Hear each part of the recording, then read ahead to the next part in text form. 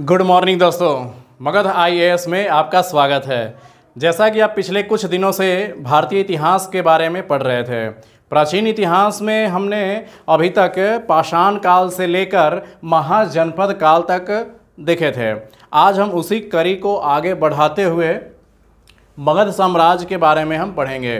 पिछले वीडियो में आपने देखा होगा कि कैसे 16 महाजनपद में से मगध साम्राज्य उभर करके आया और सभी 15 महाजनपद पे ये कब्जा कर लिया। आज हम उसी वीडियो को आगे बढ़ाते हुए हम ये पढ़ेंगे कि उन 16 महाजनपद में से मगध साम्राज्य सबसे प्रभावशाली साम्राज्य तो बन गया। अब उस पर कौन कौन से वंशजों ने शासन किया, अब उसके बारे में हम देखेंगे। तो कल ही हमने उसके बारे में कुछ बताया भी था, कौन कौन से इस पे साम्राज्यवादी लोगों ने या कौन कौन से शासक वंश ने शासन किया था, उसी में आज हम विस्तार रूप से पढ़ेंगे। तो हमारा आज का हेडिंग है मगध साम्राज्य पर विभिन्न शासकों द्वारा किए गए कार्य, यानी कि जो शासक जो गद्दी पर बैठेंगे कुछ न कुछ तो वो करेंगे ही करेंगे, ऐसे तो वो बैठेंगे नहीं। तो इसी कड़ी में हम आगे बढ़ते हुए आ जाते हैं और हम ये देखेंगे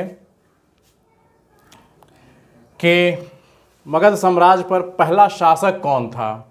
मगध साम्राज्य पे शासन करने वाला पहला शासक कौन था, तो विहद्रथ वंश का था। ये इसका कोई ऐतिहासिक प्रमाण मिलता नहीं है, लेकिन जैसा कि हमने कल भी बताया था, विहद्रथ वंश का पुराणों में या महाभारत में इसका जिक्र आता है। फिर इसके पुत्र जरासंध का जिक्र आता है। बस इसका वहीं तक रिलेशन है। वो समाज कार्य कुछ किया या नहीं किया इसके बारे में हमें कोई जानकारी नहीं है और ना ही कभी एग्ज़ाम में ये कभी पूछा गया है। लेकिन तब तो है कि जब शुरू से जब जानना है, जड़ से जानना है, तो उसके बारे में हमें एक मिल जाता है। तो विहद्रथ यहाँ से शासन करना शुरू करता है। अब इसका कार्यकाल कब से कब तक है कोई इसका प्रमाण नहीं है। तो पुराणों के अनुसार ये विहद्रथ प्रथम वंश था।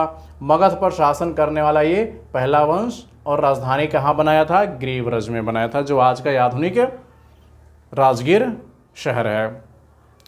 इसके बाद हर्यक वंश की स्थापना होती है और यहाँ से हमें ऐतिहासिक रूप से यानी कि लिखित रूप से हमें एक इतिहास की जानकारी मिलती है। क्रम वाइज हमें इतिहास की जानकारी मिलना शुरू हो जाती है।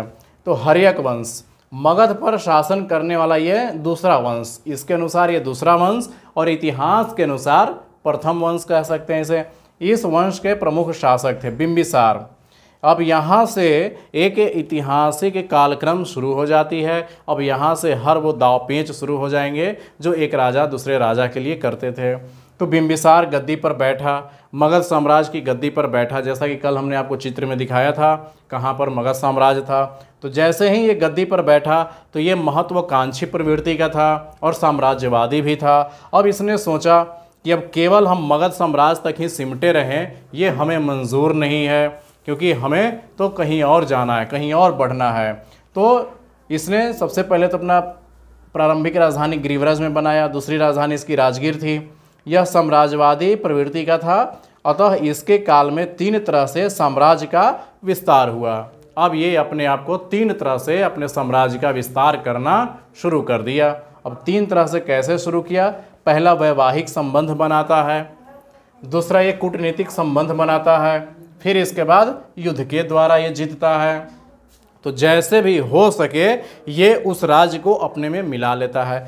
तो सबसे पहले हम देखेंगे बिंबिसार की वैवाहिक संबंध कैसे ये स्थापित करता है। तो सबसे पहले ये देखता है गंगा उस पार लिच्छवी गणराज्य, जो सबसे शक्तिशाली गणराज्य होती है, क्योंकि यह गणराज्य होती है और 8 संघों का ये गणराज्य होता है। तो लिच्छवी गणराज्य चेटक की पुत्री चिलना से विवाह कर लिया। अब जैसे ही वो वहाँ का विवाह कर लिया तो वहाँ के लिए तो वो दामाद हो गया। अब कैसे कोई वहाँ लिच्छवी लोग, अब कैसे मगध पे तो अब ये लोग ये आक्रमण तो करेंगे नहीं, लिहाजा अब बिंबिसार को इनडायरेक्ट रूप से लिच्छवी यानी कि वैशाली पर इसका इनडायरेक्ट शासन हो गया। दूसरा प्रसेनजीत, जो कौशल देश के ये राजा थे, उनकी बहन थी महाकोसला। अब उससे ये शादी कर लिए, बिंबिसार कर लिया उससे शादी कि चलो तुम भी आ जाओ हमारे अंडर में। तो प्रसेनजीत खुश होकर के जो उनकी काशी उन्हीं के प्रदेश में पड़ती थी, तो काशी को उन्होंने ये दान दक्षिणा में दे दिया कि ले जाओ बहन, दहेज में दे दिया। इस तरह से काशी मगध से लेकर के उधर वैशाली फैल गया, इधर में प्रसेनजीत का कौशल देश मित्र हो गया, इधर काशी तक इनको साम्राज्य मिल गया। फिर मध्य देश जो आज का कुरु या पंजाब के क्षेत्र है, वहाँ की राजकुमारी क्षेमा से ये शादी किया। इस तरह से ये 3 गो शादी करके अपना ये स्थिति को मजबूत कर लिया, यानी कि दुश्मन नहीं तो मित्र का ये बढ़ाते चला गया। और ये मित्र बढ़ाते बढ़ाते इतना बढ़ा लिया ये मित्र कि इसको देखते ही देखते आधा, पूरे भारत में आधा साम्राज्य इसके शासन में चला गया। तो बिंबिसार वैवाहिक संबंध से ये काम किया। इसके बाद बिंबिसार कूटनीति संबंध बनाया। अब देखा कि कुछ ऐसे राजा हैं जिनके ना तो पुत्री है कि हम उससे विवाह करें, तो फिर कैसे अब वहाँ पर हम शासन करें। वही सोच रहा था अवंती के राजा के बारे में। अवंती जो मध्य प्रदेश में एक राज्य था, महाजनपद था, वहाँ के राजा चंडप्रद्योत बहुत शक्तिशाली था। ये अपने आप में बहुत ज़्यादा शक्तिशाली था और ये डायरेक्ट जीत नहीं सकता था, बिंबिसार उससे जीत नहीं सकता था और ना ही इसकी बेटी थी। तब इसने सोचा कि अब कैसे इस पर किया जाए। तो संयोग से ऐसा हुआ कि चंडप्रद्योत को पीलिया हो गया, जिसको हम आज की भाषा में जॉन्डिस कहते हैं, पीलिया रोग हो गया। और उस पूरे साम्राज्य में इसी बिंबिसार के पास ही एक वैद्य भी था। तो इसने को जैसे ही पता चलता है कि चंडप्रद्योत को पीलिया हो गया है, ये अपना राजा तुरंत भेज देता है, ये अपने राजा ये अपने वैद्य जीवक को तुरंत भेज देता है कि तुम जाओ और चंडप्रद्योत की सेवा शुरूसा करो। तो ये जा करके वहाँ उपचार करता है और ये ठीक हो जाता है, चंद्रप्रद्योत ठीक हो जाता है। तो उस समय से इसकी मित्रता बन जाती है, दोनों में मित्रता बन जाती है। पहले तो दुश्मन रहते हैं लेकिन अब जाकर के मित्र बन जाते हैं। इसी प्रकार से इसने क्या किया, बिंबिसार ने, कि जो गांधार प्रदेश था वहाँ पर अपना एक दूत भेजा था। ये दूत भेज करके ये अपना कूटनीतिक कौशल का परिचय दिया और ये जताने का कोशिश किया कि हम आपके मित्र हैं और ज़रूरत पड़ने पर हम आपकी सेवा करने के लिए तैयार हैं। इस तरह से लगभग सभी महाजनपद को ये अपने कब्जे में कर लिया था, डायरेक्ट कुछ इनडायरेक्ट। लेकिन कुछ ऐसे भी शासक थे जो ना तो कूटनीति संबंध से आ रहे थे, न ही जीतने के द्वारा। उसी में एक अंग प्रदेश था तो इसको युद्ध के द्वारा जीत लिया और इस तरह से इसका एक लक्ष्य पूरा हो गया अपने साम्राज्यवादी प्रवृत्ति का। और भी कुछ करता, इसके पहले ही इसका पुत्र अजातशत्रु इसको मौत के घाट उतार दिया। इसलिए अजातशत्रु को प्रीतहंता भी या कुणिक भी कहा जाता है इसको।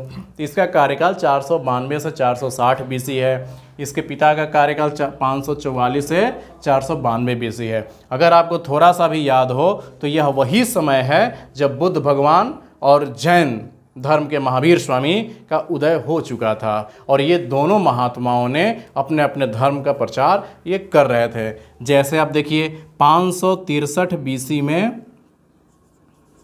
भगवान बुद्ध का जन्म हो चुका था और 540 बीसी में महावीर स्वामी का जन्म हो चुका था। तो ये दोनों कालखंड में इन्हीं लोगों के कालखंड में हुआ था और अजातशत्रु भी उसी कालखंड का था। तो ऐसा हम कह सकते हैं कि बिंबिसार बौद्ध धर्म का ये ज़्यादा मानता था ये, और अजातशत्रु भी बौद्ध धर्म को मानता था। लेकिन इसके बाद जो इसका पुत्र आया उदयन, वो जैन धर्म को मानता था वो। तो इस तरह से जैन धर्म, बौद्ध धर्म और इनका साम्राज्य साथ साथ चलता था। ये अलग से टॉपिक नहीं है, एक ही में ये सारे चीज़ें हैं, एक ही साथ ये सब चीज़ हो रही थी। अब हम आते हैं अजातशत्रु। ये अपने पिता की हत्या कर देता है। जैसे ही हत्या कर देता है वैसे ही जो इसके पिता की पहली पत्नी थी लिच्छवी गणराज, तो वहाँ की चेटक ये लिच्छवी गणराज इसका दुश्मन हो गया। उसके बाद दूसरी पत्नी जो इनकी थी बिंबिसार की, प्रसेनजीत की बहन, प्रसेनजीत यानी कि कौशल देश इसके खिलाफ हो गया। उसी तरीके से सब इसके खिलाफ हो गया। लेकिन ये बहुत बड़ी लड़ाइयाँ लड़ी, कूटनीतिक लड़ाई लड़ी और फिर इसने जीत लिया सबों को। अजातशत्रु फिर क्या करता है कि प्रसेनजीत की बेटी से शादी कर लेता है और फिर वो काशी उसको दहेज में मिल जाता है और इस तरह से ये अपने आप को बनाए रखता है। यह बुद्ध का समकालिक था। चंड प्रदोत के आक्रमण से बचने के लिए राजधानी राजगृह को दुर्गीकृत करवाया था ये दुर्गीकृत करवाया था ये, और इस तरह से ये अपने राजधानी को सुरक्षा प्रदान किया था। इसके समय बुद्ध को महानिर्वाण की प्राप्ति हुई थी, यानी कि इसी के समय में महात्मा बुद्ध की मृत्यु हुई थी। कब मृत्यु हुई थी महात्मा बुद्ध की? 483 बीसी में, और इसका कार्यकाल 460 बीसी तक है। तो इसी के समय में महात्मा बुद्ध के निर्वाण की प्राप्ति हुई थी। जब निर्वाण की प्राप्ति हुई तब जाकर के ये पहला बौद्ध सम्मेलन करवाता है अजातशत्रु। कहाँ करवाता है? अपना राजधानी में करवाएगा, जहाँ इसकी राजधानी रहेगी वहीं करवाएगा। तो 483 बीसी में ये करवाता है। कहाँ? सप्तवर्णी गुफा राजगीर, चूँकि इसका राजधानी रहता है, अपने राजधानी में ही करवाता है। अध्यक्ष किसको बनाता है? ये महाकश्यप को अध्यक्ष बनाता है ये। इसी सम्मेलन में सुत्त पिटक और विनय पिटक की रचना होती है। अब सुत्त पिटक क्या है, विनय पिटक क्या है, तो ये हम जब बौद्ध धर्म और जैन धर्म पढ़ेंगे उस समय हम विस्तार से इसके बारे में चर्चा करेंगे। तो इतना आपको ज़रूर ध्यान रखना है कि बौद्ध धर्म, जैन धर्म और ये मगध साम्राज्य का ये राजवंश साथ साथ चल रहा है। ये सारे एक ही कहानी के कई सारे पार्ट हैं, हम पार्ट बाई पार्ट हम देखेंगे। अब हम देखेंगे अजातशत्रु के बाद इसको भी हत्या कर देता है इसका पुत्र, उसका नाम रहता है उदयन। उदयन फिर इसकी हत्या कर देता है। तो इसके बारे में, उदयन के बारे में अब हम देखेंगे कि उदयन ने क्या किया था। आइए दोस्तों, अब हम देखते हैं कि मगध साम्राज्य में देख रहे थे, अब हम उदयन के बारे में देखते हैं। इसके पहले अभी हमने देखा था अजातशत्रु का पुत्र हुआ उदयन। उदयन भी अपने पिता को मार दिया और गद्दी को हथिया लिया। इसके बाद ये जैन धर्म को ये अपनाया। बौद्ध धर्म इसके पिता और दादा ने अपनाया, लेकिन ये जैन धर्म को अपनाया। और फिर ये अवंती को अंतिम रूप से उदयन अपने साम्राज्य में मिला लेता है। इस तरह से मगध साम्राज्य और शक्तिशाली हो जाता है। और एक काम इसने बहुत बड़ा काम किया, वो पाटलिपुत्र नगर की स्थापना किया और इसको फिर राजधानी बनाया ये। तो उदयन पाटलिपुत्र यानी कि आज के जो आधुनिक शहर पटना है, ये इसकी स्थापना करता है उदयन। फिर इसको चाकू से गोद करके इसका सेनापति शिशुनाग रहता है और ये उसको हत्या कर देता है। इसके बाद ये नया वंशज की स्थापना करता है, शिशुनाग वंश, और फिर इसकी स्थापना करता है। इसके पहला शासक होता है शिशुनाग। इसका कार्यकाल 412 से 344 बीसी। और इसने क्या किया शिशुनाग, इसने मगध की राजधानी को बदल दिया और लेके चला गया कहाँ? वैशाली लेके चला गया। इस तरह से गंगा के इस पार से उस पार वैशाली लेके चला गया। हो सकता है इसके जानने में इसने ये सोचा कि पाटलिपुत्र ज़्यादा राजनीति का अड्डा बन गया है, इसलिए अब राजधानी को हम चेंज करते हैं। तो ये अपने राजनीतिक षड्यंत्र से बचने के लिए ये शिशुनाग चला गया वैशाली में, ये राजधानी लेकर चला गया। इसके बाद काला शोक हुआ, जिसको काक वर्ण भी कहा जाता है, काले रंग का था ऐसा कहा जाता है। अब कोई देखने तो गया नहीं था, लेकिन लिखा हुआ है पुराणों में, उसके आधार पे कहा जाता है। तो इसने क्या किया कि जब वैशाली में ही राजधानी था कालाशोका, तो इसने वहीं पर दूसरा बौद्ध संगीति सम्मेलन करवाया था। ये वैशाली में ही ये दूसरा बौद्ध संगीति सम्मेलन करवाया था। कब करवाया था? 383 बीसी में। कहाँ? वैशाली में। अध्यक्ष कौन बना था? सबा कमीर। और इस समय बौद्ध धर्म दो भागों में फिर बट गया, स्थावीर और महासांघिक के रूप में। और यूपीएससी हमेशा बार बार ये सवाल इन्हीं सब के बारे में पूछती रहती है। इन दोनों में अंतर क्या है, इन दोनों में विशेषता क्या है, यही हर बार ये यूपीएससी बार बार यही सवाल को रिपीट करते रहती है। तो इसके बारे में हम विस्तार से पढ़ेंगे बौद्ध धर्म में। तो अभी जानना है कि सिर्फ पहले बौद्ध संगीति में आपने क्या जाना था, उसमें विनय पिटक, सुत्त पिटक की रचना हुई। दूसरे बौद्ध संगीति में क्या हुआ? स्थावीर और महासांघिक का बंटवारा होता है। तीसरे बौद्ध संगीति में हम देखेंगे कुछ और होता है। चौथे बौद्ध संगीति में कुछ और होता है, और यही सिविल सर्विस में खास करके पूछा जाता है।